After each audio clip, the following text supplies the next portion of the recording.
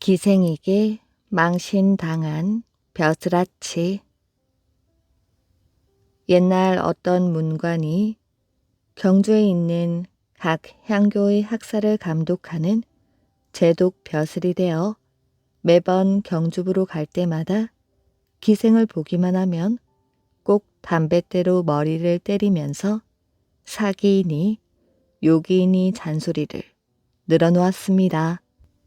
사람이 어찌 이런 요물을 가까이 할 수 있겠는가?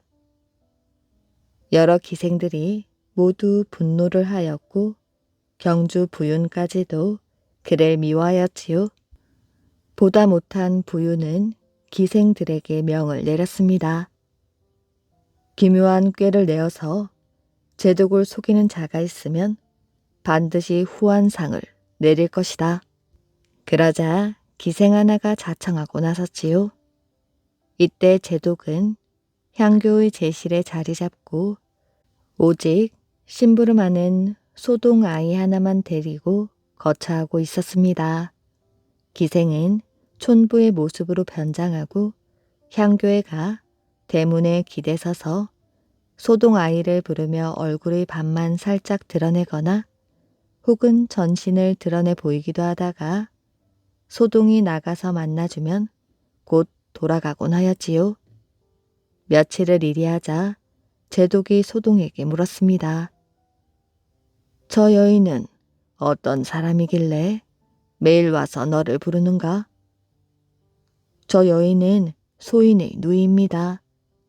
남편이 행상을 나가고 1년 동안 돌아오지 않아 집에 사람이 없어 매일 소인을 불러 집을 보아달라고 청하는 것입니다. 하루는 저녁 무렵에 소동이 저녁밥을 먹으러 가고 제독이 혼자 제실에 있었지요. 기생은 또 가서 대문에 기대 서서 아이를 불렀습니다. 제독이 드디어 그녀를 불러들였지요.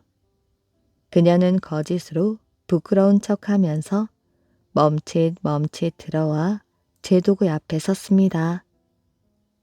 아이가 마침 없구나. 내가 담배를 피우고 싶은데 너는 불을 좀 가져올 수 있겠느냐? 여인이 불을 가지고 왔습니다. 그러자 제독이 말하였지요. 너도 자리에 올라와 한 대 피워보겠느냐? 쇳내가 어찌 감히 그렇게 하겠습니까? 보는 사람도 없는데 뭘 주저하느냐? 그녀는 결국 못 이긴 척하고 자리에 올라가 억지로 한 대를 피웠지요. 제독은 드디어 말했습니다. 내가 미인을 많이 보았지만 너 같은 미인은 일찍이 보지 못하였다. 내 너를 한번 본 뒤로는 먹지도 자지도 못하고 있으니 밤에 몰래 올 수 없겠느냐? 여인은 거짓으로 놀라는 척하며 말하였지요.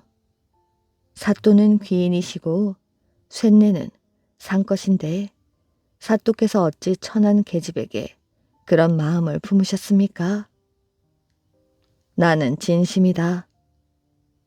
사또의 뜻이 정 그러시다면 어찌 감히 명을 따르지 않겠사옵니까? 그런데 한 가지 마음에 걸리는 일이 있습니다. 제가 듣기로는 향교 제실은 지극히 경건한 곳이라 여인이 들어오는 것은 예법에서 금하는 바라고 하는데 이 말이 사실이옵니까? 제독은 깜짝 놀라 말하였지요. 촌 여인이 어찌도 이리 영리한 것이냐? 네 말이 옳다. 사또께서 저에게 마음을 두신다면 제가 한 가지 꾀를 내겠습니다. 제 집이 향교의 문 밖 몇 걸음 거리에 있는데 저만 있고 다른 사람은 없으니 사또께서 몰래 찾아오시면 조용한 만남을 가질 수 있겠습니다. 제가 내일 저녁 동생을 시켜 전립 하나를 사또께 보내드릴 것이니 그것을 쓰고 오면 남들이 전혀 모를 것입니다. 그녀는 드디어 향교문 밖에 초가 한 채를 비워서 거처하고 그날 저녁 소동을 시켜 전립 하나를 제독에게 보내었습니다. 제독이 약속대로 밤에 갔더니 그녀는 제독을 반갑게 맞아들여 촛불을 밝히고 술과 안주를 내왔지요. 제독과 그녀는 서로 술잔을 주고받으며 허물없이 농담을 했습니다. 이윽고 제독이 먼저 이불 속에 들어가 누운 채로 있었지요. 그녀는 일부러 시간을 끌며 눕지 않고 있었습니다. 그때 살인문 밖에서 사납게 부르는 소리가 들렸지요. 그녀가 귀를 기울이고 듣고는 크게 놀라며 소리쳤습니다. 저 소리는 바로 소인의 전 남편의 목소리입니다. 소인이 일찍이 저놈을 남편으로 삼았는데 천지에 둘도 없는 악인이었지요. 살인과 방화를 몇 번이나 했는지 모릅니다. 3년 전 간신히 떼어버리고 다른 남편을 얻었지요. 저놈과는 서로 관계를 끊은 사이인데 지금 도대체 또 무엇 때문에 왔는지 저 소리를 들으니 술이 많이 취했습니다. 사또께서 반드시 큰 변을 당하실 터인데 어쩌면 좋습니까? 그녀는 곧 문을 열고 나가 대꾸하며 말했습니다. 나와 너는 서로 관계를 끊은 지 이미 오래거늘 무엇 때문에 여기에 온 것이야? 네가 나를 버리고 다른 남편을 얻었기 때문에 내 마음이 항상 아프다. 지금 너와 할 말이 있어. 왔다. 그는 이내 살인문을 밀고 들어왔습니다. 그러자 그녀는 바삐 달려 들어와서 말하였지요. 사또께서 어서 피하셔야겠습니다. 그런데 초가집이라 숨을 만한 곳이 없습니다. 방 안에 빈 궤가 있으니 사또는 잠깐 이 속에 들어가서 피신하십시오. 그녀가 손수 궤 뚜껑을 열고 재촉하였으므로 제독은 알몸으로 궤 속에 들어갔지요. 그녀는 곧 뚜껑을 닫고 자물쇠를 채웠습니다. 그자는 취해 가지고 들어와 그녀와 한바탕 크게 싸움을 벌였지요. 네가 나를 등지고 다른 남편을 얻었으니 전에 내가 해준 의상과 기명을 다 찾아가야겠다. 그러자 그녀가 곧 의상을 그자에게 던지며 말했습니다. 네 옛날 물건을 돌려주마. 그자는 궤를 가리키며 말하였지요. 이 궤도 내 물건이니 이제 가져가야겠다. 이것이 어찌 네 물건이냐? 내가 배 두 필로 산 것이야. 그 배가 바로 내가 준 것이니 지금 그대로 놓아둘 수 없구나. 두 사람이 궤를 가지고 옥신각신 실랑이를 했습니다. 네가 내 궤를 돌려주지 않으니 관가에 가서 송사를 해야겠다. 조금 뒤 날이 밝자 그자는 곧 궤를 짊어지고 관가로 달려가고 그녀는 뒤따라 함께 재판정에 들어갔지요. 부유는 이미 관아에 나앉아 있었습니다. 궤를 산 값으로 남녀가 각각 배 한 필씩 내었으니 법에 마땅히 그 궤를 반으로 똑같이 나누어 가져야 한다. 그리고 곧 명하여 큰 톱으로 궤를 잘라서 반씩 나눠주도록 했습니다. 나졸들이 분부에 따라 톱을 궤 위에 올려두고 두 사람이 톱을 끌어 톱 소리가 막 나자마자 궤 속에서 큰 소리가 들렸지요. 사람 살려. 사람이 이 안에 있소이다. 부윤이 깜짝 놀라는 척하며 명령하였지요. 궤 속에서 웬 사람 소리가 나는 것이야. 속기 뚜껑을 열어보도록 해라. 나졸들이 자물쇠를 부수고 뚜껑을 열었더니 어떤 사람이 알몸으로 있다 나와서 뜰 위에 초라하게 서 있었습니다. 주변에 있던 모든 사람들은 그것을 보고 입을 가리고 웃지 않는 자가 없었지요. 여러 사람들이 쳐다보고 궁금해했습니다. 저분은 제독인데 어찌하여 궤 속에 있었다지? 부윤이 나졸들에게 명하여 그를 끌어올리게 하니 제독은 계단을 올라와 자리에 웅크리고 앉아 머리를 떨군 채 풀이 죽어 있었습니다. 부윤이 한참 동안 크게 웃고 나서 옷을 주도록 하자 기녀들이 일부러 여인의 장옷을 주었지요. 제독은 장옷만 입은 채 이마를 드러내고 맨발로 달려 향교로 들어와서는 그날로 주랭랑을 쳐 도망을 가버렸다고 합니다. 소녀들을 데려간 원나라. 고려시대 해마다 고려는 원나라의 처녀들을 바쳐야 했습니다. 강제로 원나라에 끌려가는 처녀들을 공녀라고 불렀지요. 고려는 나라의 평화를 위하여 고려의 처녀를 공녀로 뽑아 원나라에 보내야 하였지요. 공녀로 끌려가길 바라는 처녀들은 아무도 없었습니다. 병든 아버지를 모시고 사는 찔레, 달래의 자매도 공녀로 끌려가는 것을 두려워했습니다. 어느 날 약초를 캐러 간 두 자매는 공녀로 끌고 갈 처녀를 찾으려고 주변을 두리번 거리던 군사들과 맞닥뜨렸습니다. 군사들은 두 자매를 다짜고짜 끌고 가려고 했지요. 찔레는 눈물을 흘리며 군사들에게 말했습니다. 동생은 놓아주시고 저를 끌고 가십시오. 찔레는 자매가 모두 잡혀가면 아버지를 모실 사람이 없는 딱한 사정도 말하였지요. 언니의 말을 들은 달래도 이렇게 말했습니다. 안 돼 언니. 언니는 집으로 가. 내가 공녀로 갈게. 결국 군사들은 언니만 잡아가게 되었지요. 며칠 후 찔레는 다른 고려 처녀들과 함께 원나라로 끌려갔습니다. 찔레는 원나라 남자와 혼인을 하였고 10년의 세월이 흘렀지요. 찔레는 늘 고려에 두고 온 아버지와 여동생을 그리워했습니다. 수많은 날에 남몰래 눈물로 지새우기도 하였지요. 다행히도 찔레의 남편은 부모 형제를 그리워하는 찔레의 마음을 이해해 주었습니다. 찔레는 남편의 허락을 받아 10년 만에 고려를 방문하게 되었지요. 고향 땅에 들어가게 된 찔레는 허겁지겁 옛 집으로 달려가 보았습니다.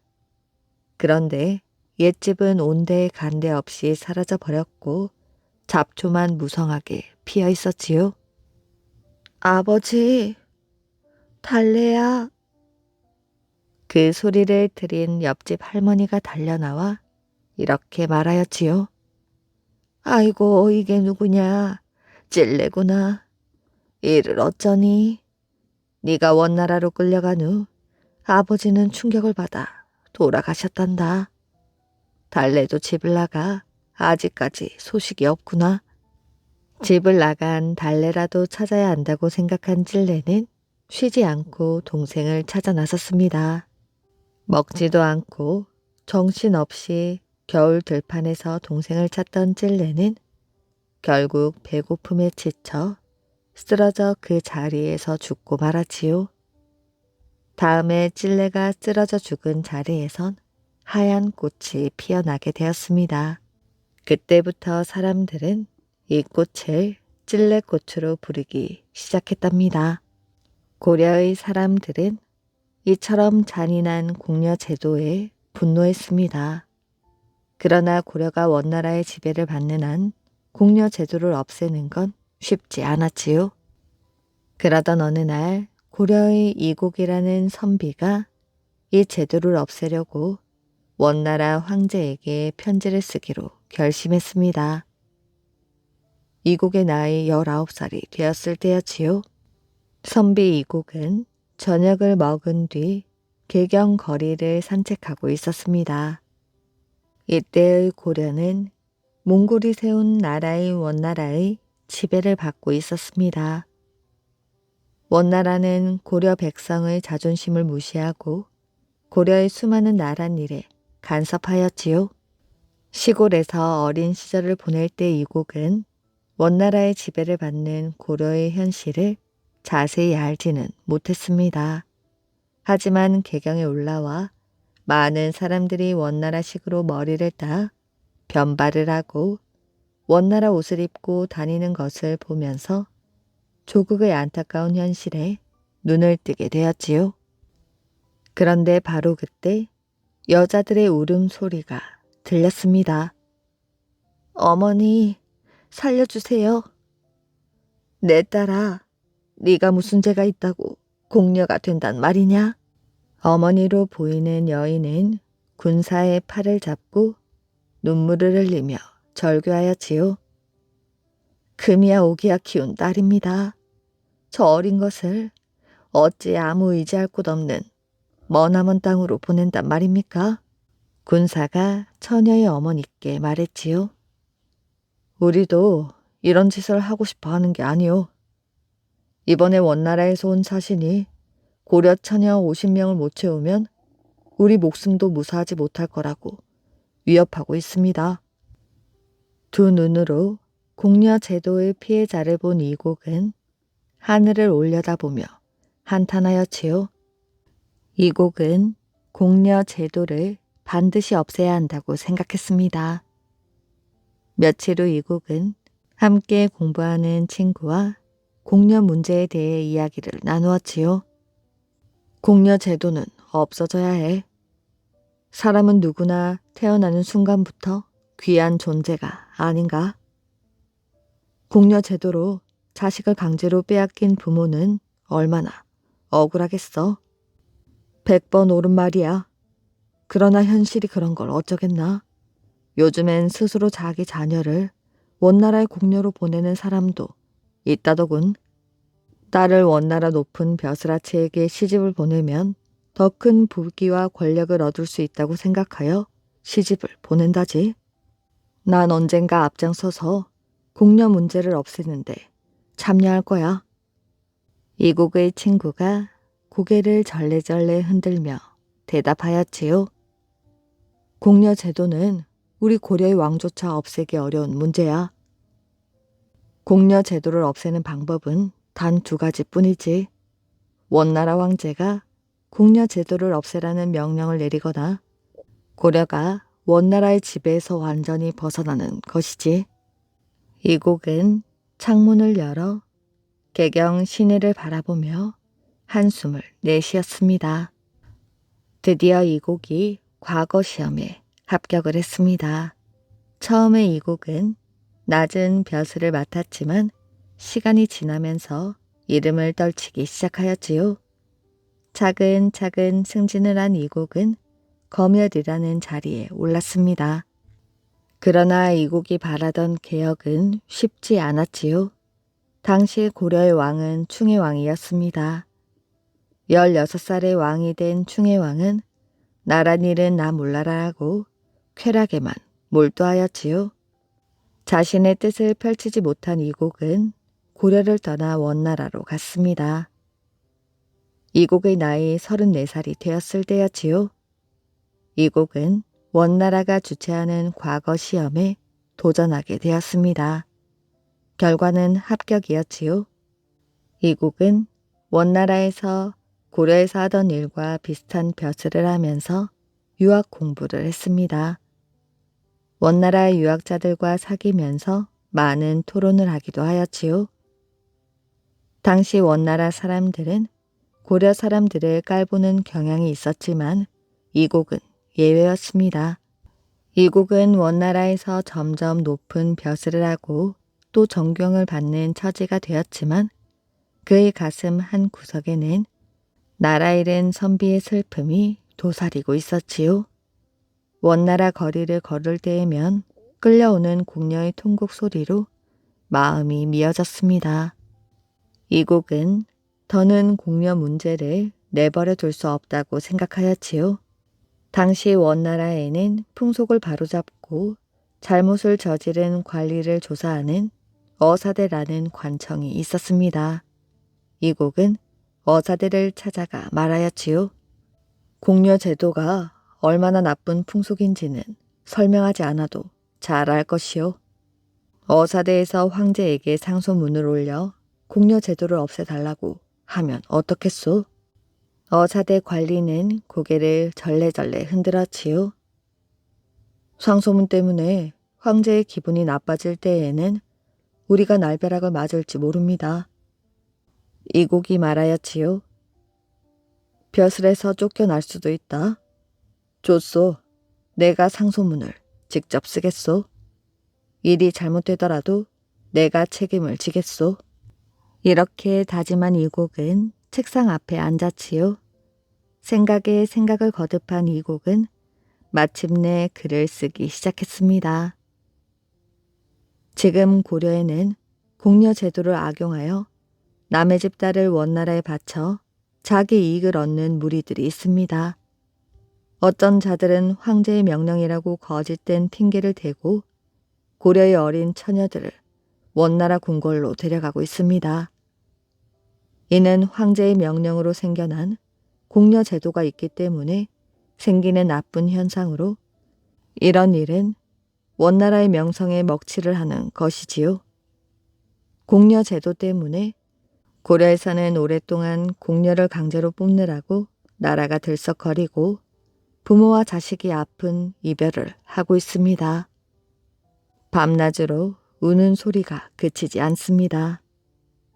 어떤 부모는 딸을 가둬두기도 하고 이웃 마을에 숨겨두기도 합니다. 어떤 여인은 울부짖다 슬프고 분하여 우물에 몸을 던져 죽는 일도 있습니다. 고려 사람들이 무슨 죄가 있어 이런 고통을 받아야 하는지요?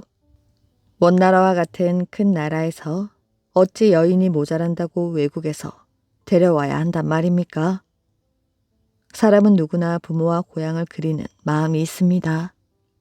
환관에게 시집을 가서 아이도 낳지 못하고 인생을 끝마쳐야 하는 여인은 얼마나 불쌍한 존재입니까?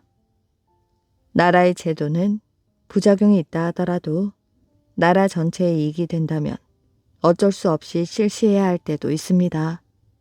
그러나 공려 제도는 이와 다릅니다. 나라에도 아무 이익도 없고 백성들에게는 원한을 사는 제도이지요. 감히 바라옵니다. 큰 덕을 베푸셔서 황제의 명령이란 핑계를 대며 고려에 와서 처녀를 데려가는 자들에게 엄한 벌을 내려주십시오.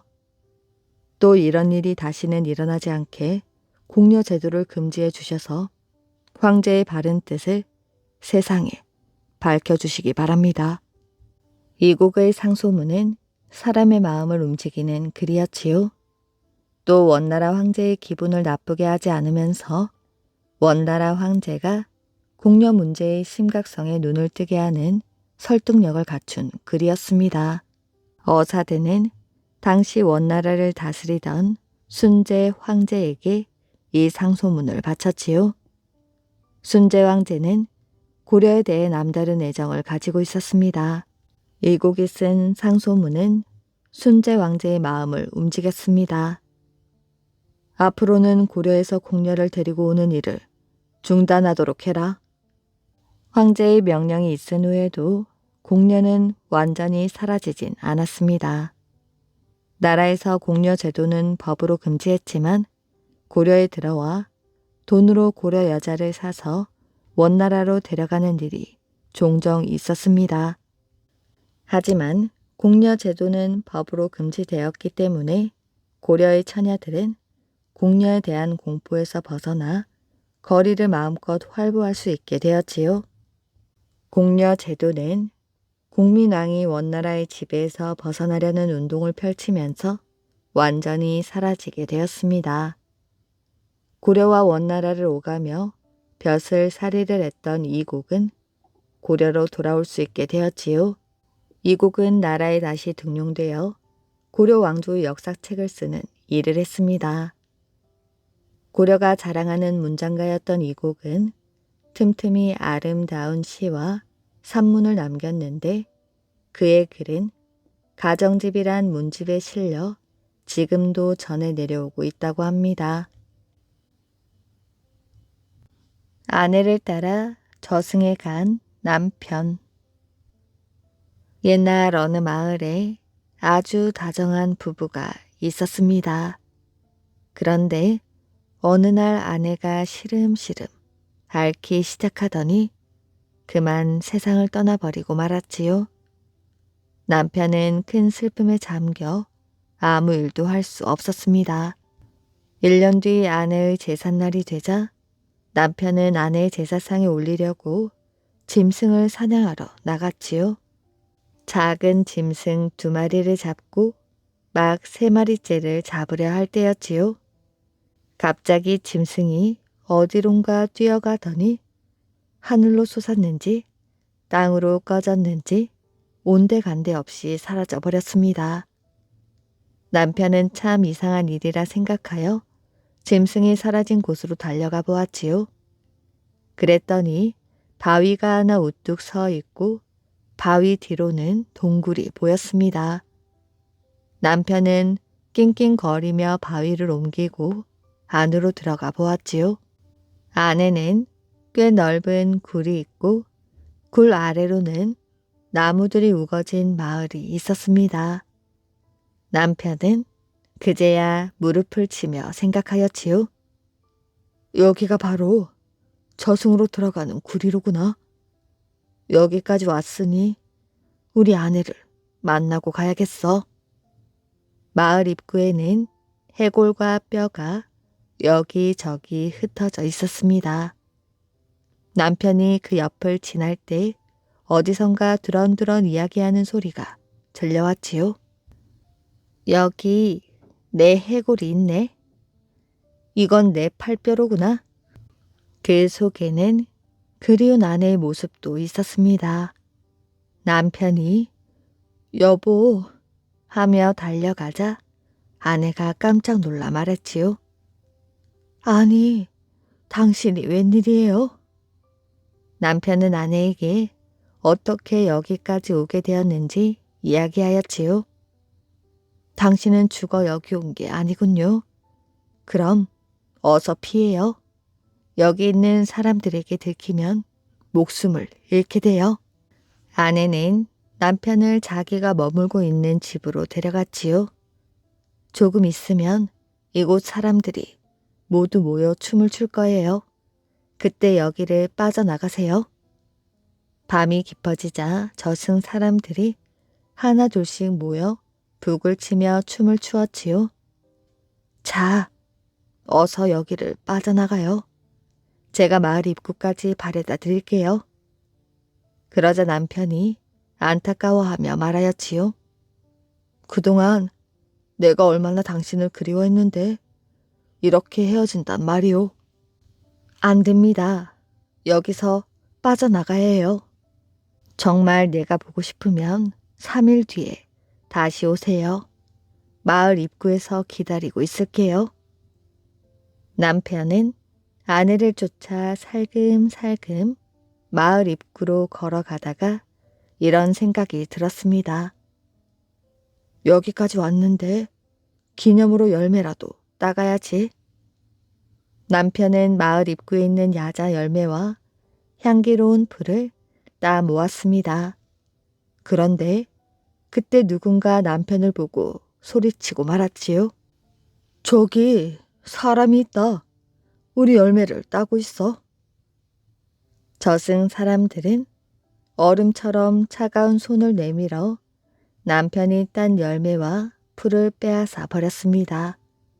그러고는 남편을 잡아채려 할 때 아내가 막으며 소리쳤지요.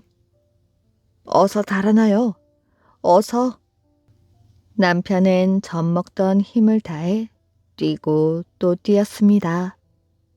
드디어 동굴을 벗어나 바깥으로 나오자 남편은 안도의 숨을 내쉬었지요. 저승 사람들은 너무 화가 나서 다시는 남편이 저승에 오지 못하도록 더 큰 바위로 입구를 막고 눈에 띄지 않게 숨겨버렸습니다. 아내와 약속했던 3일째 되던 날 남편은 다시 동굴을 찾아왔지만 어디에도 동굴을 찾을 수가 없었지요. 남편은 터덜터덜 집으로 돌아가야만 했습니다. 그 뒤로는 아무도 저승으로 가는 길을 찾아내지 못했다고 합니다. 손과 발이 없는 아이. 옛날 어느 마을에 의 좋은 삼형제가 살고 있었습니다. 첫째와 둘째는 몸도 튼튼하고 아주 잘 생겼었지만 이상하게 막내는 태어날 때부터 손과 발이 없었습니다. 하지만 두 형이 잘 돌봐주었기 때문에 별다른 불편 없이 살고 있었지요. 어느 날 두 형은 밭에 일을 나가고 막내 혼자 집에 남게 되었습니다. 막내가 깜빡 졸다 일어나 보니 갑자기 문이 흔들리면서 무시무시한 소리가 들려왔습니다. 곧 문이 활짝 열리더니 온 몸을 나뭇잎으로 덮고 수많은 창을 든 괴물이 막내 앞으로 걸어오고 있었지요. 막내는 너무도 놀라 입을 커다랗게 벌렸습니다. 제발 목숨만 살려주십시오. 막내가 부들부들 떨며 괴물에게 말했습니다. 내 말만 잘 들으면 목숨은 살려주지. 난 지금 목이 몹시 말라. 어서 밖으로 나가 야자 열매를 따오너라. 다른 건 몰라도 그건 좀 곤란합니다. 보다시피 전 손과 발이 없어요. 손과 발이 없다고? 그럼 내가 빌려주지. 괴물은 이렇게 말하더니 아무렇지도 않게 손과 발을 떼어 막내에게 주었습니다. 막내는 괴물이 준 손과 발을 달고 밖으로 나가 야자 열매에 기어오르러 하였지요. 하지만 한 번도 나무에 올라간 적이 없었기 때문에 자꾸 미끄러졌습니다. 그때마다 괴물은 날카로운 눈빛을 번쩍이며 소리를 질렀지요. 어서 열매를 따오지 못해? 막내는 있는 힘을 다해 나무에 기어 올라가서는 야자 열매를 따서 아래로 던졌습니다. 그러고는 그대로 쭉 미끄러져 내려와 괴물에게 손과 발을 돌려주었지요. 괴물은 열매 꼭지를 자르고 꿀꺽꿀꺽 야자수를 마신 뒤에 아무 소리 없이 사라져 버렸습니다. 저녁 때가 되어 형들이 집으로 돌아오자 막내는 울음을 터뜨리며 오늘 있었던 일을 모두 이야기하였지요. 이야기를 듣고 나서 큰형이 말했습니다. 잘했어. 하지만 다음에 그놈이 또 오거든. 꼭 소라 고등을 들고 올라가거라. 나무 꼭대기까지 올라가면 온 힘을 다하여 소라 고등을 불어. 그럼 우리들이 재빨리 달려와 괴물을 없애줄게. 둘째 형도 말하였지요. 그래, 두려워하지 말고 있는 힘껏 고등을 불기만 해. 다음날 막내가 혼자 집에 있을 때 다시 괴물이 나타났지요. 어서 야자 열매를 따와. 목이 말라 죽겠어. 괴물이 손과 발을 빌려주자 막내는 괴물 몰래 소라 고등을 들고 나무 꼭대기로 올라갔습니다. 한참을 기다려도 야자 열매를 던지지 않자 괴물이 화를 내며 소리쳤지요. 뭘 꿈을 대고 있는 거야? 그러자 막내는 태연하게 열매를 따는 척하면서 들고 있던 소라 고등을 힘껏 불었습니다. 깜짝 놀란 괴물은 어서 손과 발을 돌려달라고 소리를 쳤습니다. 막내는 눈 하나 깜짝하지 않고 형들이 달려오기만을 기다렸지요. 곧 형들이 달려와 단칼에 괴물을 물리쳤습니다. 그제야 막내는 안심하고 나무를 타고 내려왔지요. 잘했다 막내야. 우리는 네가 정말 자랑스럽구나. 그 뒤로 막내는 괴물이 빌려준 손과 발로 보통 사람들과 똑같이 살 수 있었다고 합니다. 성공한 머슴. 옛날 중종 임금 때의 일입니다. 서울 남산골에 신과 성을 가진 선비가 살고 있었지요. 신과 선비는 고약하고 인색한 사람이었습니다. 생김새부터 괴상하기 짝이 없었지요. 더구나 코가 칼날처럼 날카롭게 솟았기 때문에 칼코라는 별명을 들었는데 이것은 인색한 욕심쟁이라는 뜻이었습니다. 이 신가가 어느 날 밤 혼자 사랑방에 있을 때 마당에서 기침 소리가 났습니다.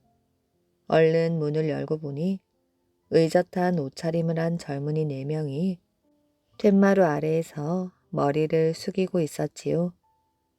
남모르는 사람들이지만 모두 행세하는 집안 사람임이 분명해 보였는데 마치 자기 집 종처럼 굽신거렸기 때문에 신가는 의아스러웠습니다. 죄송합니다. 괜히 말씀드릴 일이 있어서 밤중에 이렇게 찾아뵈러 왔습니다.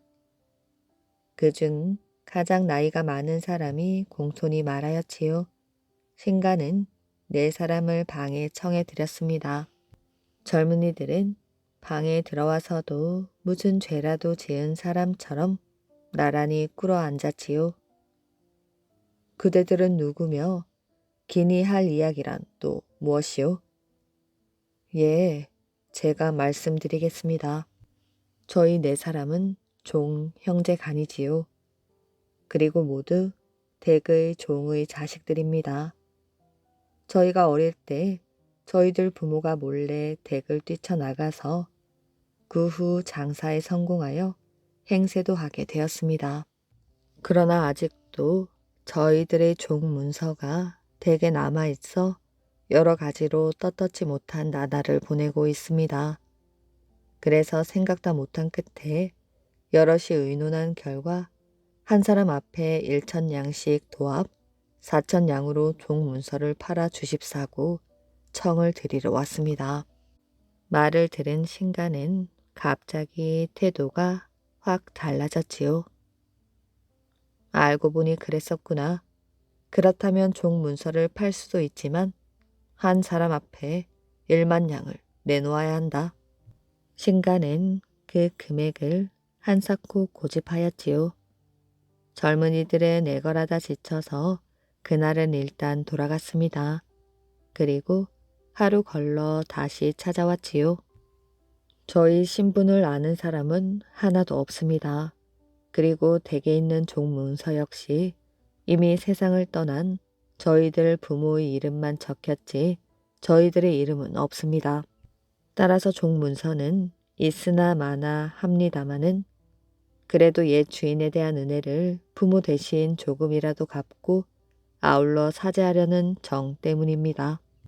그러니 1,000냥을 더 보태서 5,000냥으로 팔아주시면 감사하겠습니다. 그러나 신가는 고집을 버리지 않았습니다. 10,000냥에서 엽전 한 입도 빠져도 안 된다. 그런데 여기서부터 묘한 일이 생겼습니다. 그러시다면 할 수 없지요. 하고 그중 한 사람이 품 안에 손을 넣었습니다. 신가는 속으로 옳지 하면서 일이 잘 되는 줄 알았지요. 그러나 다음 순간 젊은이들이 와락 달려들더니 품에서 꺼낸 밧줄로 신가를 꽁꽁 묶어버렸습니다. 그리고 신가의 입속에 커다란 찰떡 한 덩이를 쑤셔 넣어버렸지요. 신가는 소리도 못 지르고 꼼짝도 못한 채 방 구석에 박혀 있었습니다. 젊은이들은 벽장을 뒤지더니 신가가 간직한 자기 부모의 종 문서를 찾아내었지요. 그리고 화롯불에 얹어 깨끗이 태운 후 어디론가 가버렸습니다. 신가의 그런 모습은 다음날 그를 배우러 새벽에 찾아온 이웃 어린이들에게 발견되었습니다. 하지만 신가는 몸이 풀린 후 아이들에게 입을 봉하라고 타일렀을 뿐 그 이유는 말하지 않았지요.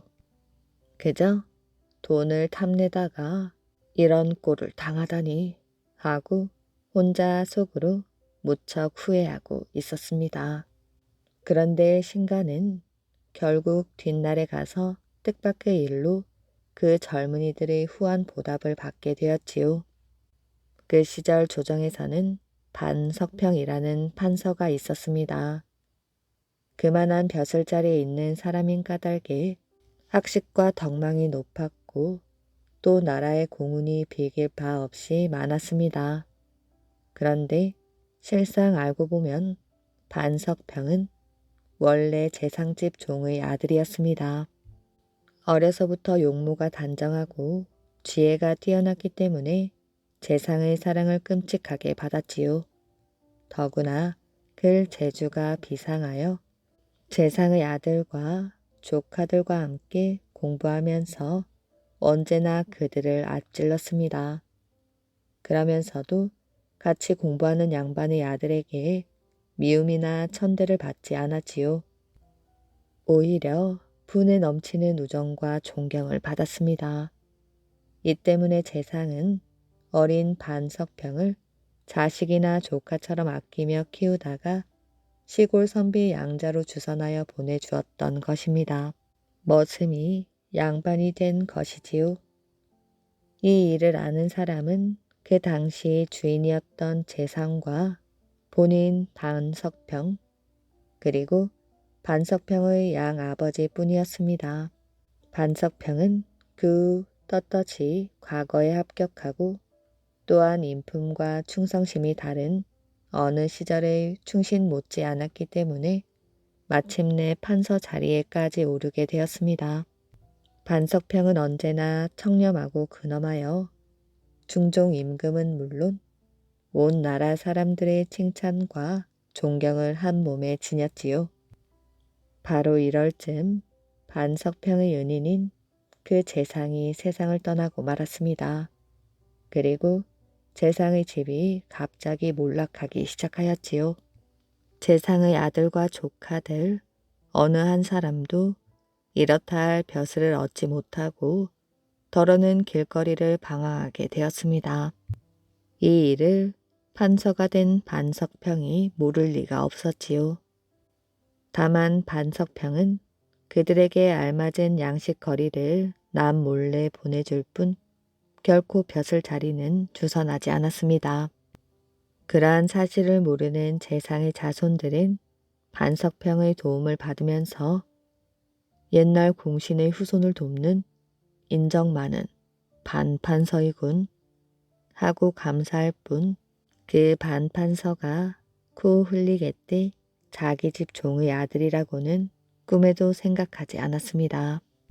반석평은 재상이 타는 훌륭한 가마에 올라앉아서 길을 가다가 옛 주인의 아들과 조카들을 만나면 부랴부랴 내려서 몸을 굽혔지요. 한 나라의 재상이 초라한 젊은 선비를 마치 상전이나 되듯이 정중히 대하는 것이었습니다. 보는 사람은 물론이고 정작 인사를 받는 그들도 어리둥절하고 황송하여 어쩔 줄 몰라 했지요.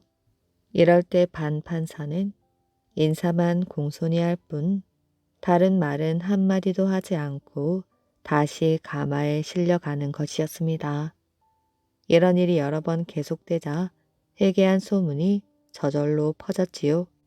그러자 반석평은 마침내 중종 임금께 스스로 나아가 자초지종을 숨김없이 고하였습니다. 이제는 벼슬보다도 옛 주인의 자제들이 제 힘으로 나라 일을 할 수 있게 될 때까지 전날의 종으로 돌아가 은혜의 100분의 1이라도 갚는 것이 도리인가 생각합니다. 그렇더라도 상감마마와 여러 사람을 속인 결과가 되고 또 나라의 채통마저 어지럽힌 죄가 적지 아니합니다. 우선 법에 의하여 형벌부터 내리시기 바랍니다. 중종 임금은 크게 감동하였습니다. 나라의 법대로라면 비록 공운이 많은 재상이지만 마땅히 관직을 빼앗아야 하고 또 어떤 무거운 벌을 내려야 하였지요. 그러나 중종 임금은 다른 말은 하지 않고 그대는 여전히 나라 일을 맡아주고 암흑의 재상의 자손에게는 적당한 자리를 주도록 하오. 하고 특별한 처분을 내렸지요. 그리고 앞서 말한 신가의 종들이 이 일을 알게 되자 커다란 감명을 받았습니다. 한 나라의 재상이 되었어도 옛날의 신분을 숨기지 않고 옛 주인을 지성으로 위하는데 하물며 우리 같은 처지에서야. 이렇게 탐복한 그들 내형제는 바로 신가를 찾았습니다. 그리고 100배의 사제한 끝에 우선 돈 1만 양을 바치고 그 후에도 죽을 때까지의 신가를 깍듯이 섬겼다고 합니다. 부자 영감과 암소. 옛날 어느 시골 마을에 욕심 많은 부자가 살고 있었습니다. 욕심쟁이 부자 영감은 돈이 생기는 일이면 뭐든지 하였지요. 심지어는 자기 집 빈 외양간도 그냥 빌려주지 않고 돈을 받았습니다. 하루는 낯선 사람이 부자 영감을 찾아왔지요. 저는 이웃집에 이사 온 사람입니다. 저희 집에 암소가 한 마리 있는데 넣어둘 외양간이 없어서 그러니 영감님의 빈 외양간을 며칠 동안만 빌려주십시오. 빌려드리지요. 대신 돈을 내야 합니다. 세를 내야 한다면 얼마나 내야 하는지요? 한 달에 70냥은 내야 합니다. 70냥이라면 좀 비싼데요. 70냥을 못 내면 빌려드릴 수가 없습니다. 부자 영감이 으름장을 놓았지요. 비싸긴 하지만 세를 내지요. 낯선 주인은 잠시 후 가죽만 남은 비쩍 마른 암소를 끌고 왔습니다. 부자 영감은 이웃에 사는 낯선 사람에 대해 궁금증이 생겼습니다. 참 이상도 하지. 도대체 일을 하는 걸 못 보았으니. 암소 주인은 낮에는 빈둥빈둥 놀고 밤에도 쿨쿨 잠을 잤습니다. 그런데도 옷 입는 것, 먹는 것은 다른 부자들보다 더 좋았지요. 혹시 저 사람이 도둑이 아닐까? 우리 집 재산을 노리고 일부러 이사를 온 것이 아닐까? 부자 영감은 가슴이 철렁하였지요. 부자 영감은 암소 주인의 집으로 가려고 밖으로 나왔습니다. 그때 마침 암소가 있는 외양간에서 불빛이 비치고 있었습니다. 부자 영감은 외양간으로 가보았지요. 소야 소야 금돈을 놔라. 암소 주인이 외양간에 있는 소 등을 쓰다듬으며 중얼거렸습니다. 잠시 후 암소는 똥을 쌌습니다. 주인은 암소의 똥 무더기를 헤집어 금돈을 꺼내었지요. 주인은 금돈에 묻은 것을 닦아 호주머니에 넣었습니다. 아유 착하기도 하지. 금돈 낳는 우리 착한 소야. 암소 주인은 암소의 등을 어루만져 주고는 외양간을 나가버렸습니다. 부자 영감은 꿈을 꾸는 것 같았지요. 세상에나 소가 금돈을 낳다니. 그 다음 날도 틀림없이 마른 암소가 금돈을 낳았습니다. 부자 영감은 밤에도 잠이 오지 않았습니다. 두 눈으로 금돈을 낳는 마른 암소를 보았으니 자꾸만 금돈이 아른거렸지요. 어느 날 밤 암소 주인이 다녀간 후 부자 영감은 제일 살찐 소를 마른 암소와 바꾸어 놓았습니다. 다음 날 마른 암소 주인이 달려왔지요. 이보시오. 외양간을 새 주는 척하더니 내 소를 훔쳤소. 왜 남의 집 금 덩어리 같은 귀한 소를 감추었소? 얼른 원님에게 갑시다. 암소의 주인은 화가 나서 펄쩍 뛰었지요. 부자 영감은 원님에게 가자는 말에 겁이 덜컥 났습니다. 이거 보시오. 정말 미안하오. 내가 원하는 대로 해줄 테니 용서해 주시오. 부자 영감은 쩔쩔맸습니다. 그렇다면 5,000냥을 내놓으시오. 5천냥이요? 부자 영감은 입을 떡 벌렸습니다. 싫다면 원님에게 갑시다. 당신이 암소를 훔친 걸 알면 그보다 더한 벌을 내리실 테니까. 부자 영감은 할 수 없이 5천냥을 주었습니다. 암소의 주인은 5천냥을 받은 후 살찐 소까지 끌고 이사를 가버렸지요.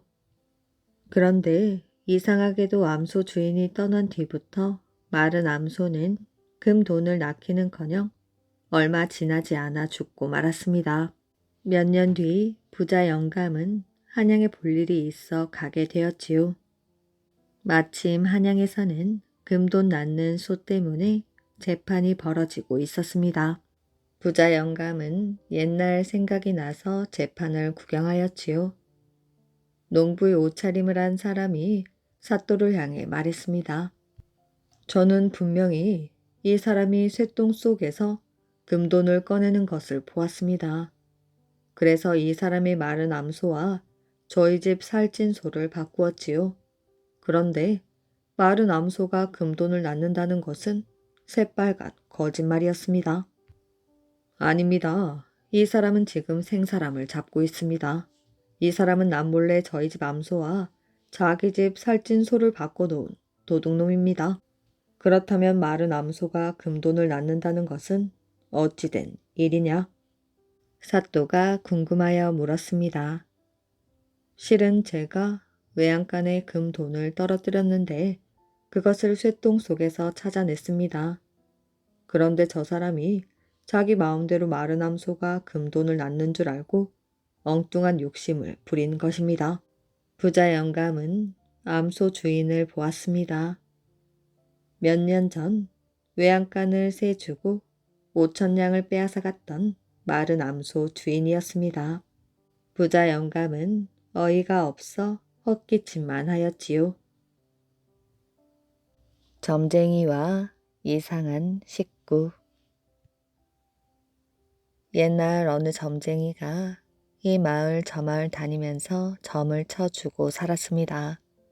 그러다가 하루는 어느 시골 마을에 가니 마침 어떤 집에서 식구들이 밤만 되면 자꾸 무서운 꿈을 꾼다고 걱정을 하고 있었습니다. 그래서 점쟁이가 점괘를 딱 뽑아보고는 수를 가르쳐 주었지요. 이 집에 액이 들어도 단단히 들었으니 경을 읽어 액을 물려야겠소. 이렇게 엄포를 딱 놓으니 그 집 식구들이 모두 달려들어 살려달라고 빌었습니다. 제발 그 액 좀 물려주십시오. 그래서 점쟁이가 그 집 액을 물려주기로 하고 경 읽을 채비를 하였습니다. 마당에 멍석을 깔고 식구들을 모두 불러 모은 다음에 한마디 하였지요. 이제부터 반드시 내가 말하는 대로 잘 따라해야 하오. 경 읽는데 딴소리를 하면 안 되니 뭐든지 시키는 대로 잘 하라고 다짐을 받은 것이지요. 그리고 나서 점쟁이가 한마디 하였습니다. 어서 쌀 한 되박을 내오너라. 그러면 냉큼 쌀 한 되박을 퍼다가 상 위에 버려놓을 줄 알았지요. 그런데 이 집 식구들은 꼼짝도 않고 서서 한 입으로 외는 듯 어서 쌀 한 되박을 내오너라 하고 소리를 치는 게 아니겠어요. 말하는 대로 잘 따라하랬더니 말을 그대로 따라하라는 줄만 알고 그러는 것이었습니다. 점쟁이가 또 어서 배 한 피를 내놓아라 하고 큰 소리로 외쳤더니 또 온 식구가 한 입으로 외는 듯이 어서 배 한 피를 내놓아라 하고 똑같이 외쳤습니다. 점쟁이가 하도 어이가 없어서 말하는 대로 잘 하랬지. 누가 말을 따라 하랬느냐? 아니, 말하는 대로 잘 하랬지. 누가 말을 따라 하랬느냐? 하고 식구들이 고래고래 소리를 쳤습니다. 점쟁이가 무슨 말을 더 하겠어요? 한마디 더 했다가는 똑같은 소리를 듣느라고 귀만 따가울 테니 말이지요. 점쟁이가 그만 화가 잔뜩 나서 벌떡 일어나 밖으로 뛰쳐나갔습니다. 나가다가 그만 안방에 이마가 쿵 하고 부딪혔지요. 그랬더니 온 식구들이 점쟁이를 따라 이마를 안방에 박느라고 아주 난리가 났습니다. 키 큰 어른들은 그냥 서서 이마를 쿵쿵 박고 키 작은 아이들은 펄쩍 뛰어도 이마가 안 부딪히니 아예 사다리를 놓고 올라가서 쿵쿵 박치기를 하였지요. 세상에 그런 난리가 없었습니다. 또 점쟁이가 대문을 열고 나가다가 소똥을 밟고 미끄러지고 말았지요. 그러니 온 식구가 다 그걸 따라하느라고 소똥에 미끄럼을 탔습니다. 먼저 나온 어른들은 점쟁이 미끄러진 소똥을 또 밟고 미끄러졌는데 늦게 나온 아이들은 미끄러질 소똥이 없었지요. 그러니 온 동네에 소똥을 구하러 다니느라고 난리가 났습니다. 점쟁이가 너무나 부끄러워 대문 밖 동안 넝쿨 속에 숨었더니 또 온 식구가 또 그 안에 따라 들어갔지요. 그런데 이번에도 넝쿨 속이 좁아서 어른들은 모두 들어갔는데 아이들은 다 못 들어갔지요. 밖에 남아있는 아이들이 엉엉 울고 있으니 어른들이 말하였습니다. 너희들은 얼른 뒷산에 올라가 칡넝쿨 속에라도 들어가거라. 점쟁이는 하도 어이가 없어서 그만 입을 딱 벌리고 서 있었지요. 이야기 재미있게 잘 들으셨나요? 오늘의 이야기는 여기까지입니다. 오늘도 이야기를 들어주셔서 정말 감사합니다. 오늘도 편안한 밤 되시길 바랍니다.